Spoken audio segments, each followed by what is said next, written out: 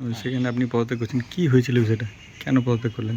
আমি কিছুদিন আগে থেকেই শারীরিকভাবে অসুস্থ ছিলাম, প্লাস বিভিন্ন মানসিক ছিল আমার উপর, মানসিক চাপও ছিল আমার, চালাতে পারবো কি পারবো না এরকম অবস্থায় যাচ্ছে, পেমেন্ট দিতে পারছি না, কন্ট্যাক্ট আছে, এসব বিভিন্ন জিনিস ছিল।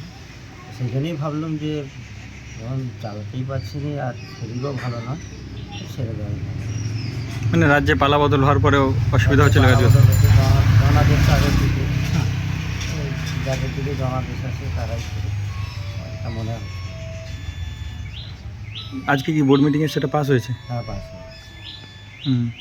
এরপরে অন্য কোনো দলে যাওয়ার সিদ্ধান্ত বা কিছু? না, সেরকম এখনও কিছু হয়নি, আজকেই তো এটা হলো।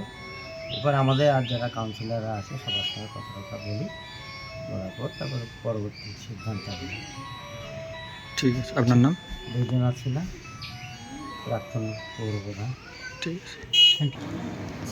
পদত্যাগ উনি একটা লিখিত জমা দিয়েছিলেন গত 24 তারিখের ডেটে বোর্ড অফ কাউন্সিলরের কাছে, যে উনি পদত্যাগ দিতে চাইছেন, কিন্তু কী কারণে কী বৃত্তান্তে সেটা আমাদের কাছে জানা নেই, বা আজকেও উনি বলেননি যে কী সঠিক কারণে উনি রিজাইন দিয়েছেন।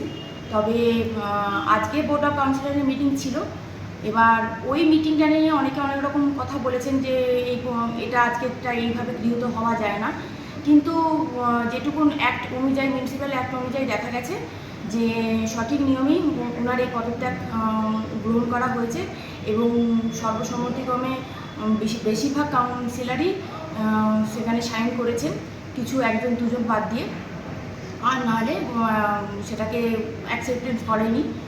আর এমনিতে এটা এবার কেন করেছে সেটার সঠিক তথ্য আমি অন্তত বলতে পারবো। কতজন কাউন্সিলর আজকে ছিলেন উপস্থিত? আজকে ওদের 4 জন বাদ দিয়ে, যারা নেই, মানে 4 জন কাউন্সিলর বাদ দিয়ে 16 জন উপস্থিত ছিলেন ওনাদের মধ্যে।